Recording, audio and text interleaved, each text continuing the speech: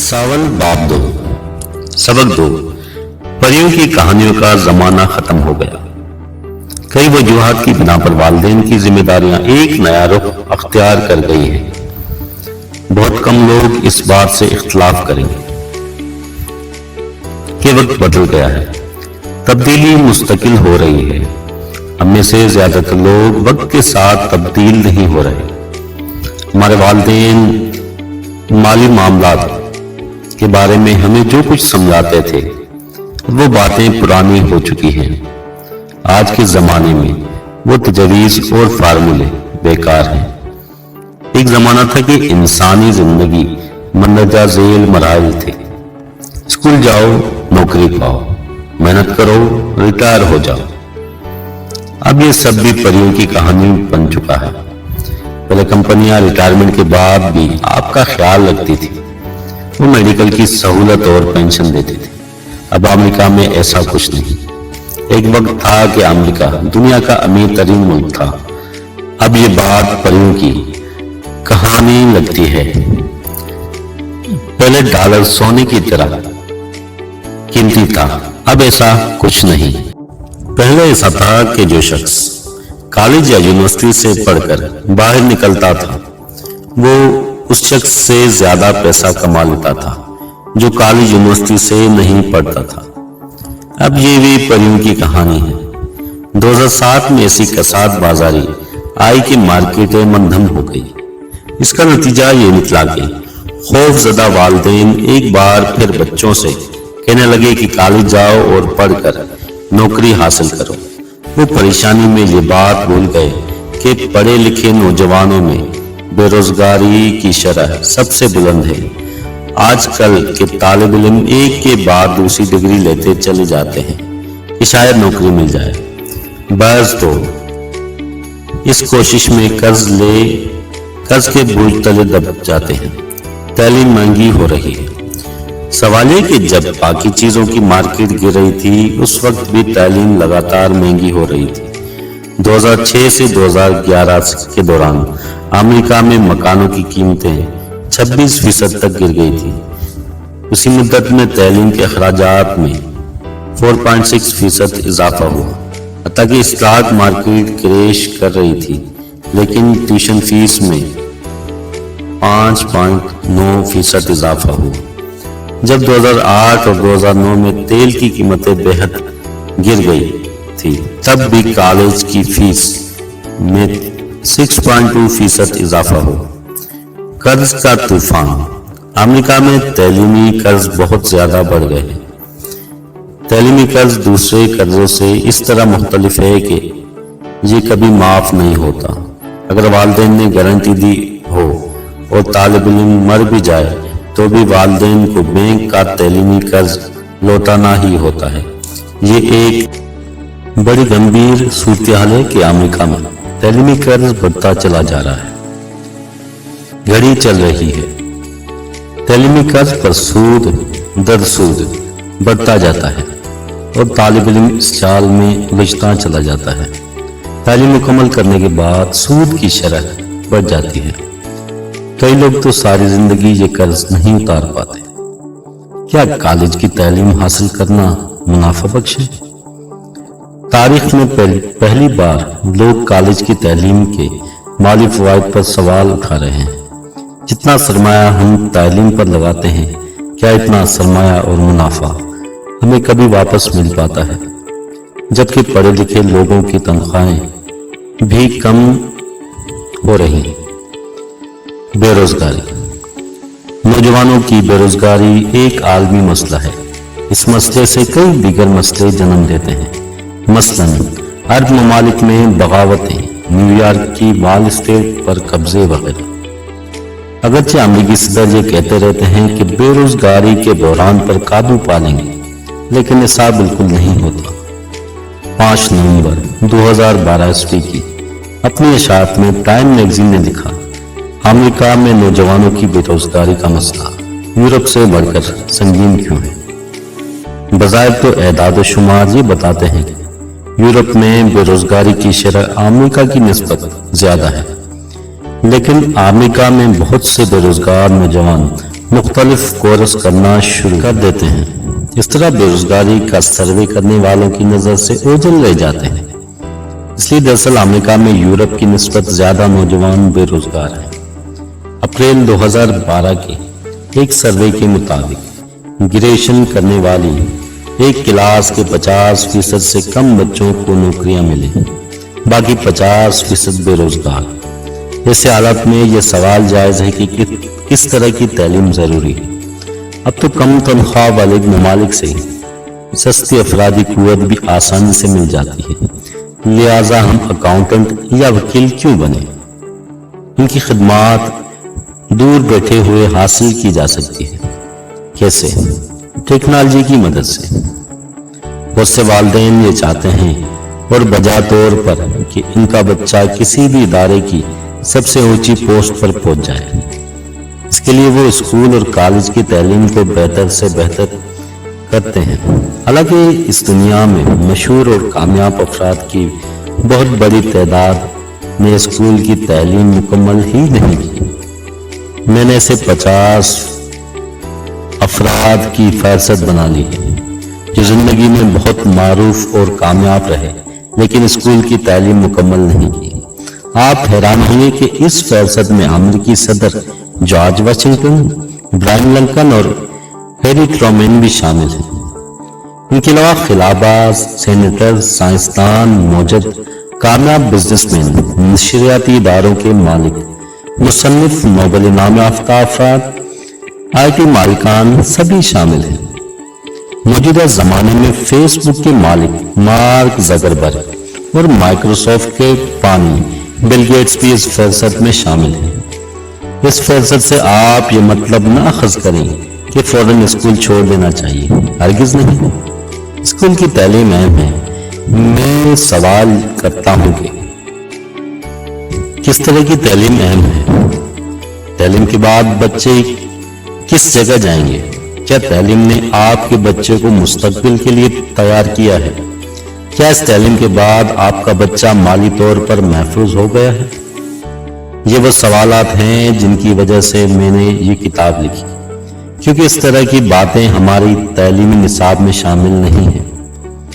اس کتاب میں اس راستے کی نشاندہی کی گئی ہے جس پر چل کر آپ کے بچے کو سرکاری نوکری یا پرائیویٹ نوکری کی ضرورت نہیں رہے گی، بلکہ وہ خود نوکریاں دینے والا بن جائے گا۔ تعلیم کا مستقبل۔ ایک زمانہ تھا کہ تعلیم کے دو ہی اقسام تھے: رسمی تعلیم، مثلاً لکھنا، پڑھنا، سیکھنا، ریاضی وغیرہ۔ نمبر 2، پیشہ ورانہ تعلیم، مثلاً ڈاکٹری، انجینئرنگ وغیرہ۔ اب ایک تیسری قسم کی تعلیم بھی انتہائی ضروری ہو گئی ہے اور وہ ہے نمبر 3، مالیاتی تعلیم، جس سے بچہ روپیہ کمانے کا ڈھنگ سیکھ لے۔ میری مالیاتی تعلیم 9 سال کی عمر میں شروع ہو گئی تھی۔ میرے والد کے ایک قریبی دوست، جنہیں میں اپنا امیر باپ کہتا ہوں، میرے ساتھ مونوپولی کھیلا کرتے تھے۔ شام کو جب میری اصلی والد، جنہیں میں غریب باپ کہتا ہوں، مجھ سے پوچھتے کہ دن بھر کیا کیا، تو میں نہیں بتاتا کہ مونوپولی کھیلتا رہا۔ وہ جھٹ سے کہتے، اس احمقانہ کھیل سے جان چھڑاؤ، تمہیں اسکول سے گھر آ کر پڑھائی کرنی چاہیے، ہوم ورک کرنا چاہیے تاکہ تم اچھے گریڈ میں پاس ہو سکو، بعد میں کالج جا سکو اور پھر اچھی نوکری حاصل کر سکو۔ کیونکہ میں دائمی سے گریڈ اسٹوڈنٹ تھا، اس لیے یہ گفتگو مستقل ہی چلتی رہتی تھی۔ دوسری طرف میرا امیر باپ، میرے حقیقی باپ کا دوست، میری اور میرے دوست مائک کی مالیاتی تربیت کرتا رہا۔ مائک میرے امیر باپ کا حقیقی فرزند تھا۔ وہ یہ چاہتا تھا کہ میں اور مائک سمجھدار اور امیر بن جائیں۔ وہ کبھی کبھار ہم دونوں کو اپنے گرین ہاؤس فارم پر لے جاتا تھا، جہاں سے اسے آمدنی ہو رہی تھی اور مزید آمدنی کی توقع تھی۔ میرے غریب باپ کے بقول یہ آئیڈیا فضول تھا۔ اس وقت میرا حقیقی باپ ہوائی کے اسکولوں کا ناظم بن چکا تھا۔ اور اسی توقع تھی کہ ایک آدھا سال میں سپرنٹینڈنٹ آف ایجوکیشن بن جائے گا، جو محکمہ تعلیم ہوائی کا سب سے بڑا عہدہ تھا۔ دراصل میرا غریب باپ ایک گریڈ طالب علم تھا، اسے تعلیم سے محبت تھی۔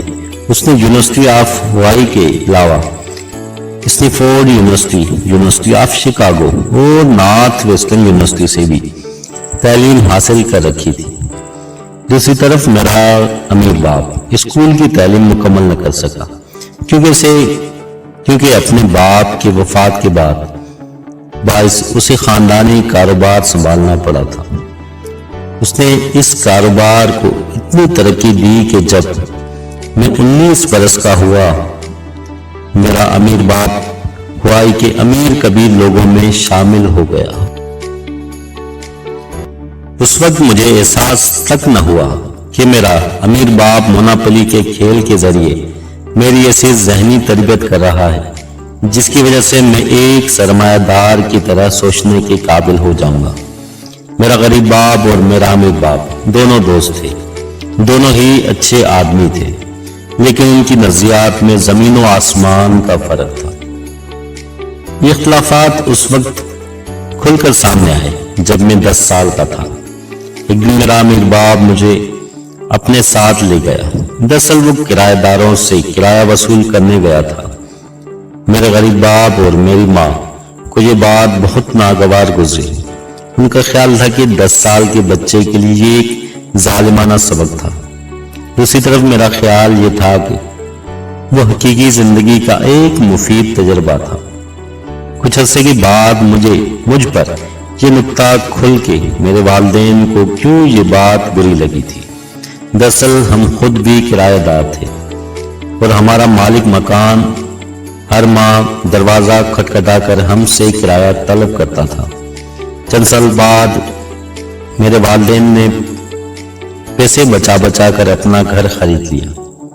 یہ بات خیال میں رہے کہ اسکول اور کالج کی تعلیم حاصل کرنا دونوں بابوں کے نزدیک ضروری تھا۔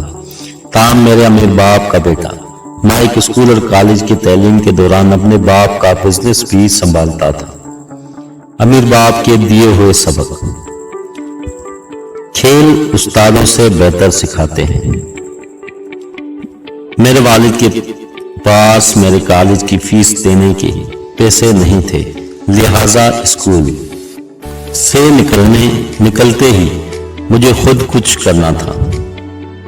اس لیے میں نے فوجی اکیڈمی کے لیے درخواست دی ہے۔ میری تعلیمی کارکردگی تو مناسب سی تھی، تاہم میں فٹ بال کا اچھا کھلاڑی تھا۔ مجھے نیوی اور مرچنٹ نیوی دونوں اکیڈمیز سے کال آ گئی۔ میں نے مرچنٹ نیوی والی اکیڈمی جوائن کر لی۔ وہاں سے میں 1969 میں گریجویشن کر کے فارغ ہو۔ اور جب میں ماضی پر نظر دوڑاتا ہوں تو مجھے مالی تعلیم دینے والا اپنا امیر باپ، میرے دوست کا باپ اور میرے باپ کا دوست یاد آتا ہے۔ میں اور میرا دوست ہفتے میں ایک دن اور ہر مہینے ایک اتوار اس کے ساتھ کام کرتے تھے۔ وہ ہمیں اس کے پیسے نہیں دیتا تھا۔ میرا غریب باپ یعنی میرا حقیقی والد اس پر خوش نہیں تھا۔ وہ یہ سمجھتا تھا کہ امیر باپ میرا استحصال کر رہا ہے، لیکن میں آج بھی سمجھتا ہوں کہ وہ کام کرنے سے مجھے لاکھوں کا تجربہ اور مالی معاملات کا شعور حاصل ہوا۔ دوسری بات یہ ہے کہ وہ ہمیں اس لیے بھی معاوضہ نہیں دیتا تھا کہ وہ ہماری تربیت بطور سرمایہ دار کر رہا تھا، نہ کہ بطور ملازم۔ وہ نہیں چاہتا تھا کہ ہمیں پیسے کے لیے ملازمت کرنی پڑے، بلکہ وہ ہمیں نوکریاں دینے والے بنا رہا تھا۔ وہ ہمیں سکھا رہا تھا کہ دوسروں کا ٹیلنٹ اور دوسروں کا پیسہ استعمال کر کے کیسے ہم سرمایہ دار بن سکتے ہیں۔ میرے غریب باپ کے سوشلسٹ نظریات کے لیے یہ قابل قبول نہیں تھا۔ جب امیر باپ یہ کہتا تھا کہ خود کام کر کے سیکھنا بہت ضروری ہے، کام کر کے کمانے سے بھی زیادہ ضروری ہے۔ تحقیق سے یہ بات ثابت ہوئی کہ سننے اور دیکھنے سے اتنا نہیں سیکھا جا سکتا جتنا خود کرنے اور ہوتا ہوتا ہوا دیکھنے سے سیکھا جا سکتا ہے۔ اس لیے میں سمجھتا ہوں کہ کرایہ اکٹھا کرنے جانا اور مونوپولی میرے لیے بہت مفید سرگرمیاں تھیں، جیسے کہ ڈاکٹر فراغ کے سروے کے مطابق نمبر 1، 81% نے کہا کہ اسکولوں اور یونیورسٹیوں کو کاروباری مہارت سکھانی چاہیے۔ نمبر 2، 77% نے کہا حکومت کو چاہیے کہ اپنا کاروبار کرنے والوں کی سرپرستی کرے۔ نمبر 3، 70% نے کہا کہ ہماری معیشت کا انحصار دراصل کاروبار پر ہے۔ سوال، کیا اس کا یہ مطلب ہے کہ مطالعہ اور لیکچرز بیکار ہیں؟ جواب، نہیں، ایسا نہیں ہے۔ مونوپولی اور حقیقی کام کرنے سے ہی مجھے شوق ہوا کہ میں مزید پڑھوں، سیکھوں اور اس موضوع کو اچھی طرح جانوں۔ حالانکہ میں سست رویے سے پڑھتا ہوں، پھر بھی پڑھتا رہتا ہوں۔ میں پڑھتا اور یاد رکھتا ہوں۔ میں مونوپولی سے سیکھے ہوئے اسباق کو پرکھتا رہتا ہوں۔ میں نہیں بھولتا، نہیں، بلکہ یاد رکھتا ہوں۔ دوسری طرف اپنے گریجویشن میں پڑھے گئے مضامین کا زیادہ حصہ مجھے بھول چکا ہے۔ وہ کیا کہتے ہیں، اسے استعمال کرو تاکہ یہ چیز تمہارے پاس رہے۔ اپنے علم کو استعمال کرنا، دراصل اسے یاد رکھنا ہے۔ 1984 میں میری بیوی کیم اور میں نے مالیاتی تعلیم کی ایک کمپنی کھولی، جس کے دفاتر امریکہ، Australia, New Zealand, Singapore, Canada اور ملائیشیا میں بھی کھولے گئے۔ ہم کھیل ہی کھیل میں کاروبار کے گرز سکھا دیتے تھے۔ 1994 میں ہم دونوں ریٹائر ہو گئے، لیکن اس کاروبار کی آمدنی اب تک ہمیں آ رہی ہے۔ وہی بات کہ مونوپولی ہم نے حقیقی زندگی میں کھیلی۔ 1996 میں ہم نے رچ ٹریڈ کمپنی کے نام سے بورڈ پر کھیلے جانے والے گیمز بنانے اور بیچنے کی کمپنی کھولی۔ یہ کمپنی بھی ہمیں کما کر دے رہی ہے۔ سوچیں، 1956 میں جب میں اور مائک 9 برس کے تھے، ہمارا امیر باپ ہمیں مونوپولی کے ذریعے مالی تعلیم دے رہا تھا۔ وہ اپنے وقت سے کتنا آگے جا کر سوچ رہا تھا۔ پیسے کی اہمیت پر گفتگو کریں۔ بدقسمتی سے زیادہ تر گھرانوں میں روپے پیسے پر گفتگو نہیں ہوتی۔ اگر ہوتی بھی ہے تو بحث مباحثے یا لڑائی جھگڑے کے وقت۔ مجھے یاد ہے کہ میری والدہ اور والد اکثر پیسے کے معاملے پر جھگڑتے تھے۔ میرے والد جتنا بھی کماتے تھے وہ کم پڑ جاتا تھا۔ دوسری طرف میرا امیر باپ مالی معاملات پر گفتگو کرتا تھا، نہ کہ لڑائی جھگڑا۔ یہی روایت میں نے اپنے گھر میں ڈالی ہے۔ میں اور کیم آرام سے مالی معاملات ڈسکس کر لیتے ہیں۔ اگر آپ دولت کے بارے میں تربیت کے نام سے اپنے گھر میں ہفتے کی ایک شام گفتگو رکھیں تو آپ کی کافی سارے مالی مسائل اچھی تجاویز سے حل ہو سکتے ہیں۔ مالی مسائل پر گفتگو کریں اور سوچیں کہ وہ کیسے حل ہو سکتے ہیں۔ کوشش کریں کہ آپ کے گھر میں دولت اور گفتگو ہوتی ہو، نہ کہ دولت پر لڑائی جھگڑا۔